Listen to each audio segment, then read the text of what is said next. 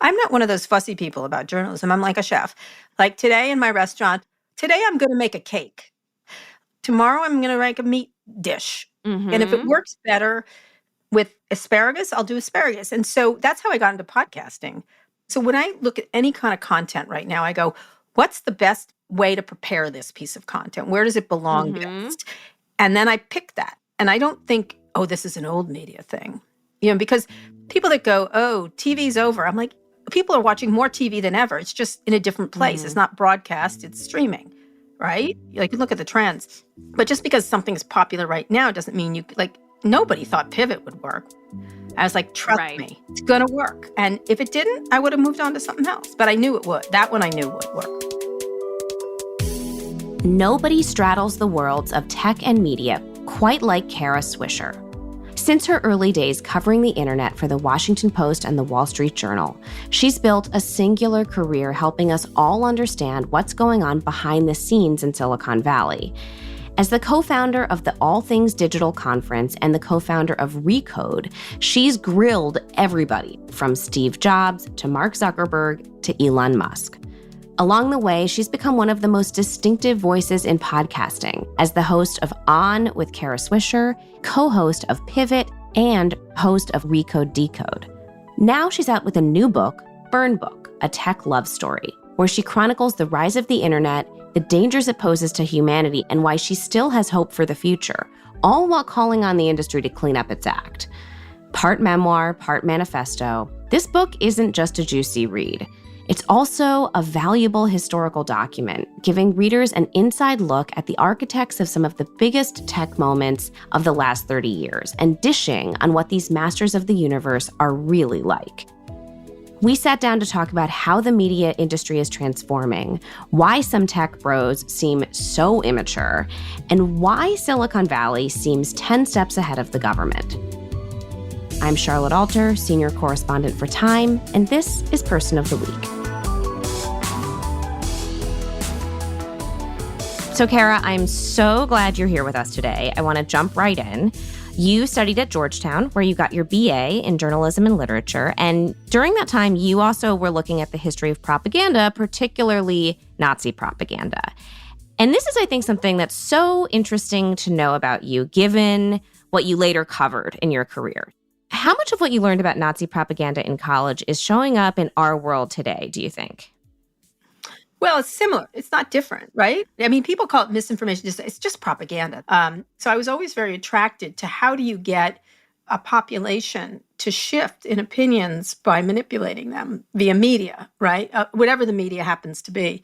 In Hitler's case, radio was important, but it was well beyond that. There was magazines, there were pictures, there were posters depicting Jewish people as animals, essentially, dehumanizing them.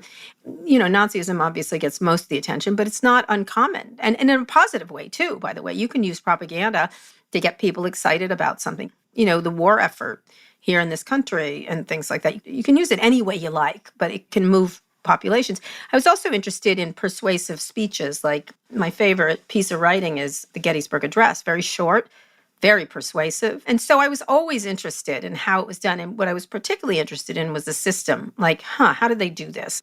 How did they pull that off? Right. And it's like a recipe, they're following certain recipes that tend to work on people. What is the recipe? Well, it's a number of things. Repetition, fudging facts, having enough factual stuff in there to make it believable, not being outlandish, playing on people's fears that exists all the time about government, about authority. It starts off very slow and then builds over time, creating fear. I mean, what's astonishing, and I would recommend people read Berlin Stories by Christopher Isherwood, which Cabaret was based on. Yeah.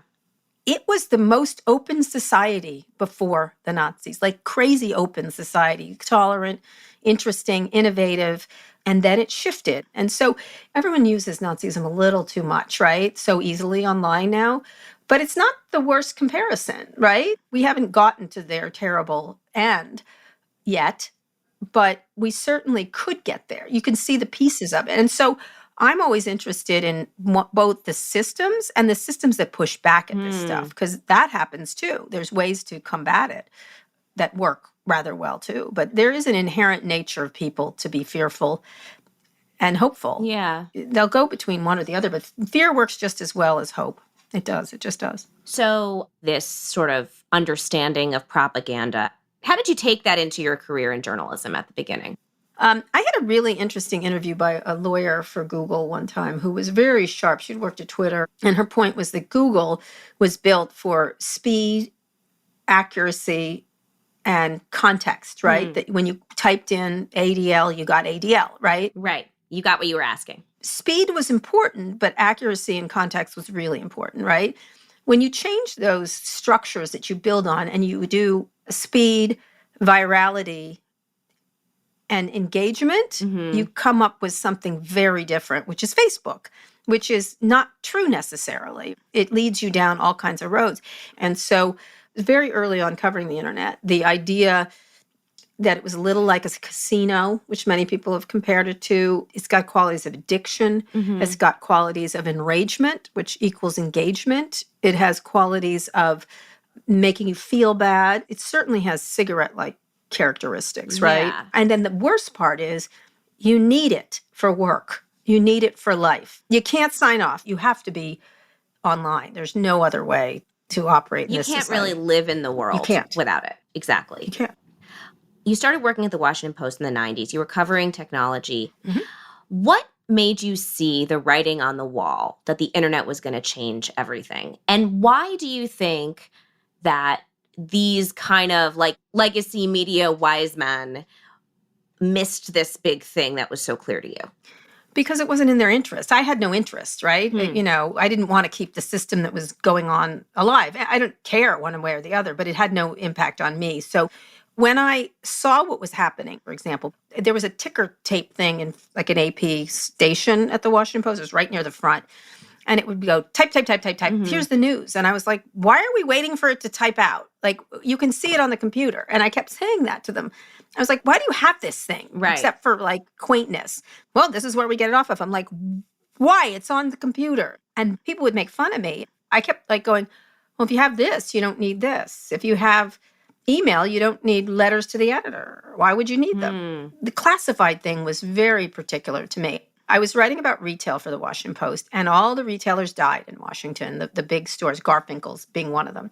That was what paid for display advertising in the Washington Post. That was a business issue. And I was like, this is not going to end well. Yeah. And then the classifieds. The three things were subscriptions, classifieds, and display advertising, right? Classifieds were terrible. And then when I saw Craigslist, I'm like, oh, so it's free, it's effective, and it's constantly changing, and classifieds are static, expensive. Who's going to win in this exchange? I was like, Don, hand up.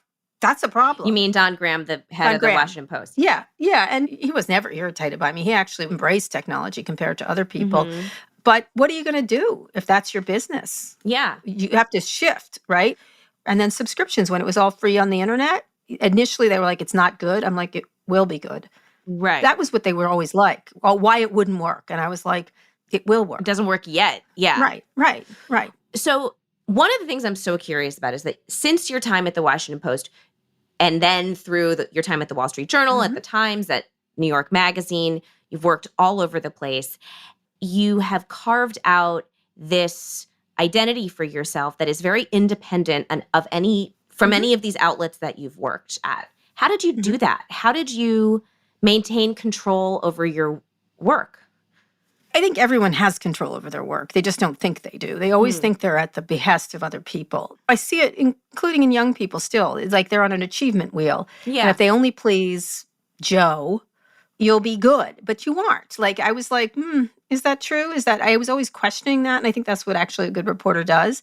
I also had a really good sense of who I was, both my good qualities and my bad qualities. Like, I really didn't like being lectured to. I just didn't. Didn't like it. And then I was like, the people I admired in journalism, they were good no matter where they went, right? The institution needed them more than they needed the institution. And that sort of taught me that talent is what was going to get you to where you wanted to be. Right. And so, a lot of this traces back to 2003 when you launched All Things Digital. And it was a big pivot away from your career in print media. So what was the breaking point for you? Well, a couple things. One was I was sort of the premier internet reporter at the time. I was breaking all the stories. And so I was a very good scoop person. And then I had a column called Boomtown, Mm-hmm. which I kind of liked. And so my wife then, Megan Smith, got a job at Google. Like they had been interested in her and I urged her to do it. And there was a very obvious conflict of interest there. And so you couldn't put a disclosure in the Wall Street Journal that was easy enough for people to read. And so that was an issue. Mm-hmm. And then it was, I just didn't like their coverage. I just thought it was, I could do it better. And there was a moment, and I write about this in the book, where, do you know this as a journalist, the to be sure statement? The Journal loves it. To be sure. That's a Journal thing. I hate it. So I was writing, I think it was a Webvan or one of those companies, and it had so much funding and it wasn't going to work. And it didn't mean that grocery delivery wasn't going to work. It just was too early. They spent too much money. Like Google Glass, directionally correct, executionally wrong. And I knew it. And I could say it. And I did enough reporting that I actually had some expertise. And I wanted to say it. And one of the editors was like, can you get someone else to say that? And I'm like, what? Like, why? And so I hated the to be sure statement. To be sure, some people think Webvan could make it, right? Whatever. Mm-hmm. And I wrote it, I sent it in. To be sure, some people think Webvan has a chance, but they're idiots. Like, I wanted to put that part in. Right. And they don't let you do that, right? Mm-hmm. You know that. And so reporters go back, whether they're political reporters or business reporters, and they're like, oh, let me tell you what really happened, right? And I was like, I'm going to create an institution that does that. Yeah. Where you hear when Peter Kafka is writing about something Comcast had done, he'll say, this is what they did, which is the reporting of what the news was. Here's why they did it. Right. And just rely on his expertise. And it doesn't work if you have people who aren't good reporters. It does not work. It becomes punditry and venture capitalists talking about Ukraine on Twitter. That's what it becomes, which is laughable. So what is your take on, there's like a media apocalypse happening right now? Well, there's always one. Right. But it's been particularly bad lately. Recently, I mean, yeah. You were mentioning that the business model was radically changing in the 90s with the decline of revenue from classifieds. There are significant parallels with digital advertising. Mm-hmm. So Mm-hmm. Is there a future for media? Yes. I mean, there are a lot of people my age who think there's not. Yes, there is. You see, one of the things is when you become like black and white about things, it's just no way to live. You know what I mean? You're right. There's a lot of small, interesting little, very speedy little ships that economically work just fine. Right? Their costs are in line with their expansion and their costs are in line with their revenues. That's what has to happen, right? Unfortunately, that's really small, right? There's a whole bunch of small little outfits that do great. I do great. Everyone's like, podcasting sucks. I'm like, oh, please don't get into it. I'll take all the money. I make a lot of money from podcasting. Right. And I love when they run a New York Times article. They're like, it doesn't make any money. I'm like, sure.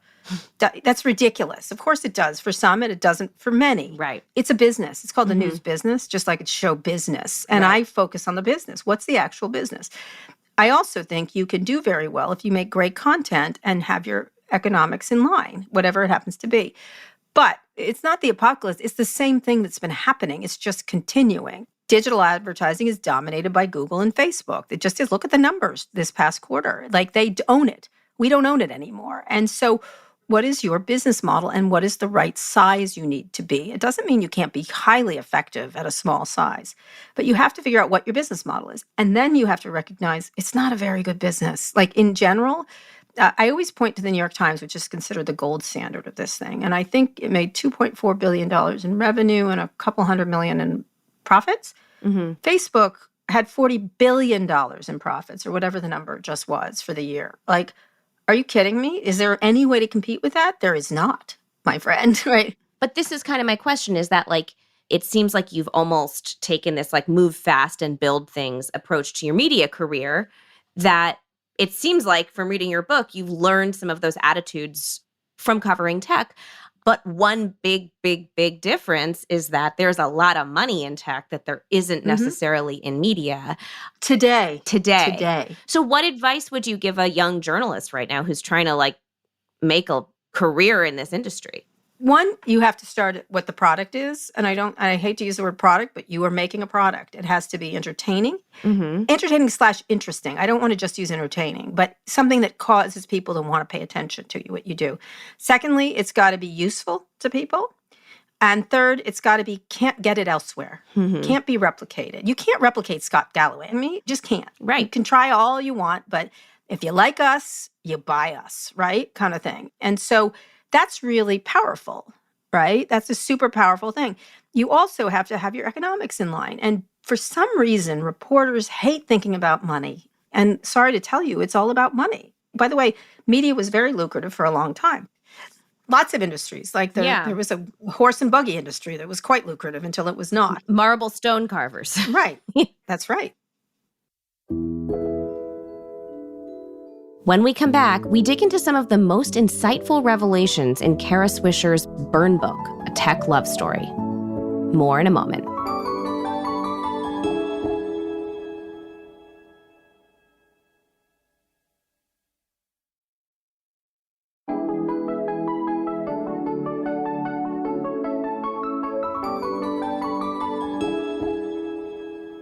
Okay, so one of the reasons I was so excited to have you on this show, Kara, is you are such a distinctive personality. As you know, anybody who's listened to your podcast or read your work knows you're so you. I am. There's Like, nobody this is else what you like got. you. But I'm kind of wondering, were you always you? Or did you ever have a phase when you were a child where you were sort of more shy and insecure and hadn't really grown into your full self? No, I wasn't insecure as a child. I think it's an interesting thing because everyone's like, how are you so confident? I was like, I've always been this way. No, I mean, the only thing that ever gave me pause was being gay, being closeted. I didn't love that. But it wasn't because I thought I was lesser than. I actually thought I was better than in a weird way. I was kind of lucky. I wasn't angry at men. You know what I mean? The whole thing. I just felt good about men. I felt good about women. And so I didn't like hiding. I hated that. That was something I hated. And at the time, you kind of had to, but you really didn't. Yeah. But you did. It had a price to be out back then because I'm older. Yeah. And so what was that experience like for you? It's terrible. Furtiveness is really hard to do when you're hiding. You know, there's a reason why it's called in the closet. It's just a terrible way to live. It's secretive. It takes away from you so quickly the person you are, and you're not genuine to yourself, and you hide. And anytime there's hiding or secretiveness, it usually means you're in a lot of trouble from a psychic point of view. Yeah. Well, I can imagine that must have been especially hard for you as somebody who is so... This is who I am. Yeah, exactly. Right, yeah. So one question I had as I was reading your book is for somebody who is so fluent in where media is going and particularly how social media influences all of this, why write books? I agree. You know, I agree. like- I didn't want to. I didn't want to. And I resisted it. Today, two things. One is Walt Mossberg, who's my mentor, was going to write a memoir of his life because I think he was the most important tech journalist of this generation. And he didn't. He decided he'd rather go look at battlefields and watch baseball. He just didn't feel like it. So I thought someone should say what these people like. I'm a student of history. I think it's very important to say 100 years from now, someone's going to read this book and go, okay, that's what Elon Musk was like. She knew him. I thought that was important historically. And then I also really, I had something to say, right? I was like, okay, let me just explain to you how we got to where we've gotten. And I just felt like I had a unique perspective. That's all. Yeah. So I want to get to some of the juicy bits from your book. Okay, sure. So who of all of the tech CEOs that you have ever met, and you've met a lot of them, and you've met a lot of them from a really early age, who has made the most complete, like, personal transformation? Elon. Yeah. Yep. What was particular about Silicon Valley was the minute I got there, the juvenilization of men was so clear and obvious. And I think one of the things that struck me was they wanted to be childlike, like have the inspiration and imagination of children. Where does that come from? Why? I don't know, because adults are very imaginative. Yeah. Let me just tell you, Steve Jobs never uttered nonsense like this. It was nonsense. And he was so different. Like, so was Gates. So where does that come from? It was venture capitalists and the indulgence of young people. At the beginning, they were young. Yeah. They were young. And then they get so rich, and then everyone agrees with them. And they get to do whatever they want, and they certainly can do it. They're so wealthy. The wealth is astonishing. Yeah. And it was all about comfort, and the clothes were comfortable. The shoes were comfortable. It was fleece and soft things and, you know, soft chairs and here's your dry cleaning, here's your haircut, here's your this. And I thought, wow, it's like extension of college, but a college that I never went to. Like it was weird. It was weird. You describe it as assisted living for Thing for millennials, millennials. which I loved. That's what it was. Yeah. People laughed at that, but I was like, no, really, it's weird. Like you can't operate on your own. And then at the same time, which I think people forget, is the technology itself, while it can be joining, is actually isolating. And the pandemic was the most obvious example of this because everyone could actually physically see it, that you were alone in your home with your computers. Mark Zuckerberg kept saying community and we are together, but it's not a community, is it? It's a kingdom. And so that was interesting to me, all this performative nature of being one big family. And they would create, companies were like that. Companies are not your family. Even your family's hard enough, but your company is not your family. Well, so one of the other things that I think you trace really well in this book is like this, in the beginning, there was all of this optimism around tech and, these tech companies are going to make the world a better place through community. That was their words. Through their words, not yours. Through community, through connection, things like that. And now I think a lot of people are waking up in 2024 and like, ooh, the world is not a better place. There is a lot of bad stuff happening. It feels like the world is falling apart. To what extent do you think that the crisis of democracy is the fault of these tech overlords? How responsible are they for the way our society and democracy have fractured? I'm not going to blame them fully. Look, it's people. Look. Yeah. But they facilitated an enormous amount of misinformation. And they just happened to be the ones in charge when most people were getting their information from them. There's a very bright line between the rise of the internet and the rise of this. There just is. Not just this, but radicalization, self-esteem issues, addiction issues. Like it goes hand in glove. Like if this was opiates, we'd be like, I see, right? For some reason with cigarettes and opiates, we're like, oh, look at that link, right? This is the same kind of link. Now, again, I'm not one of those people who says they're at fault for everything. But the fact that they pretend that they have no culpability and liability needs to be there, there's no regulation to speak of that has any teeth. And all the regulations that apply to them are old, the old antitrust rules.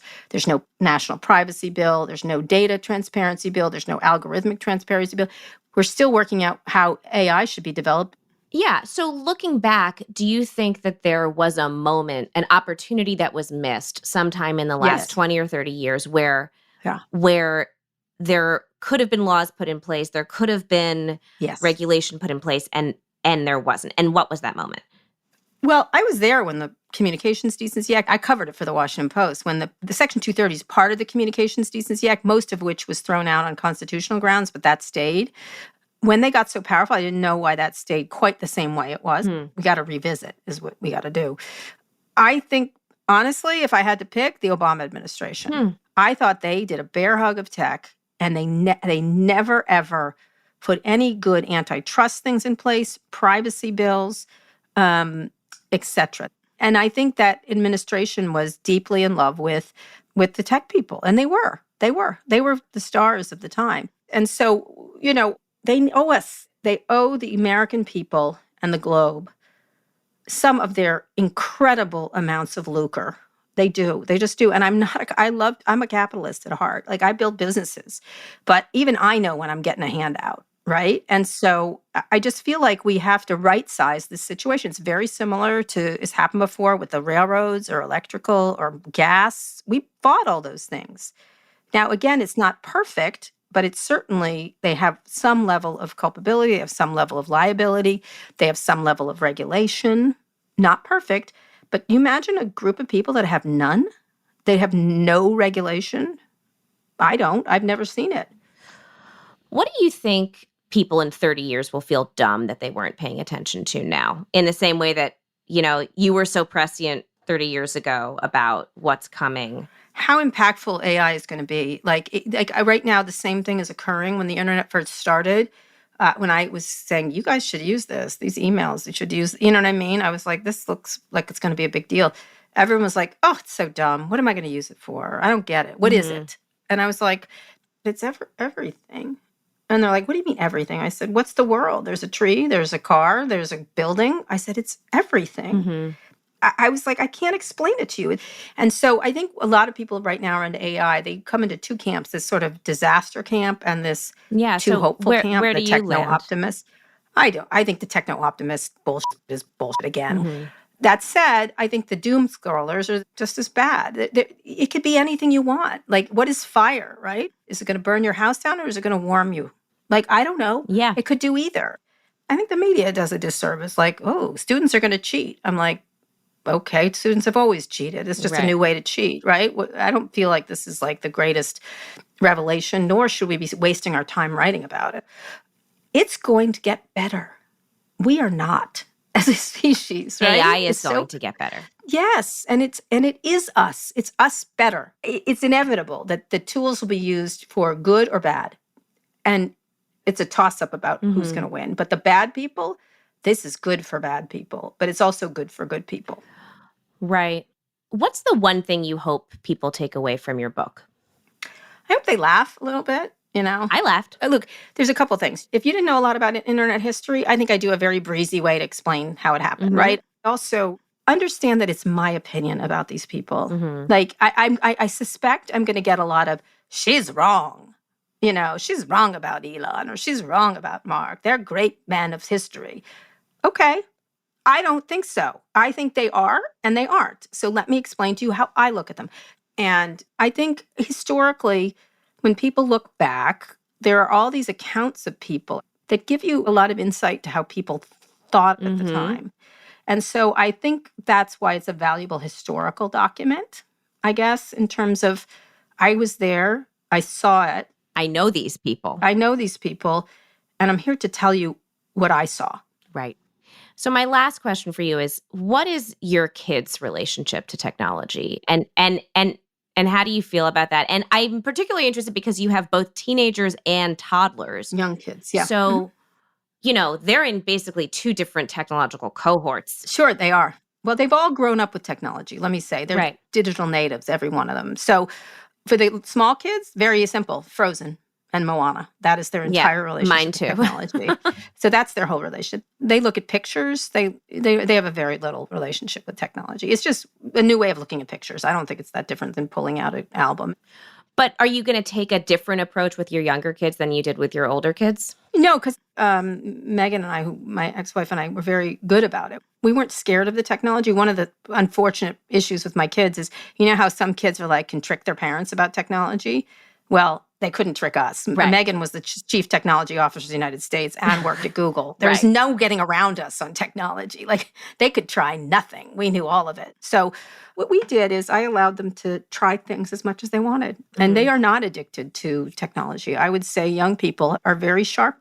They are not staring at the phones all the time the way I think adults are, honestly. I think people that are older, millennials and above, and Gen X have a much more problematic relationship with technology than young people do. Why do you think that is? Because I think they know it. My kids, I find very tasteful about what they use. I think they're smart. I think they're smart about their media consumption. I always encourage them to try everything. And then we talk about it. I love tech and I'm enthusiastic about its great possibilities. I just would like them to lean into the possibilities of greatness is what I would prefer. Wow. Well, Kara, it's been so interesting talking to you about your career, covering the world of tech and this unique position that you've carved out for yourself within this industry that helps us just understand what's going on here. But I want to get a little bit more personal and learn a little bit more about you in a segment that we like to call The Last Time. So, when is the last time you went out without your sunglasses? Oh, never?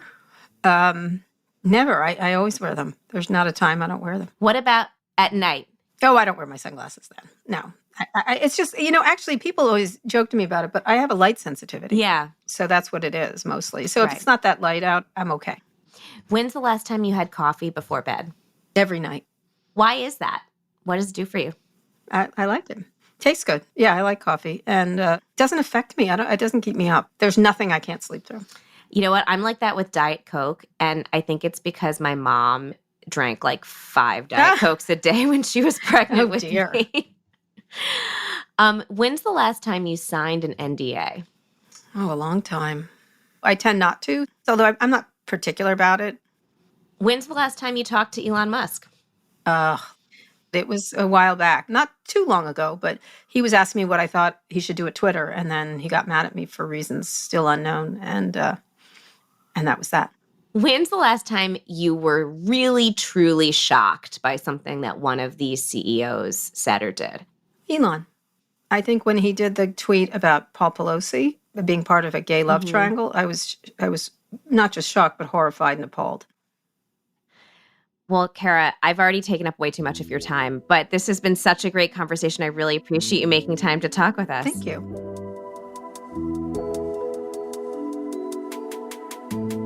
You can find Kara Swisher's Burn Book, A Tech Love Story, wherever books are sold. Thank you so much for listening to Person of the Week. If you like what you heard, don't forget to subscribe wherever you get your podcasts. And as always, we'd love to hear from you. So send your tips or thoughts on our show to personoftheweek@time.com. I'm Charlotte Alter. See you next week.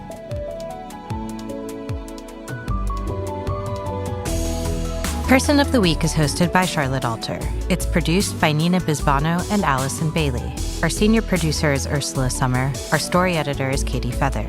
This episode was mixed by Aaron Dalton. Our theme music was composed by Billy Libby. Joseph Frischmuth is our fact checker. Person of the Week is a co-production of Time Studios and Sugar 23.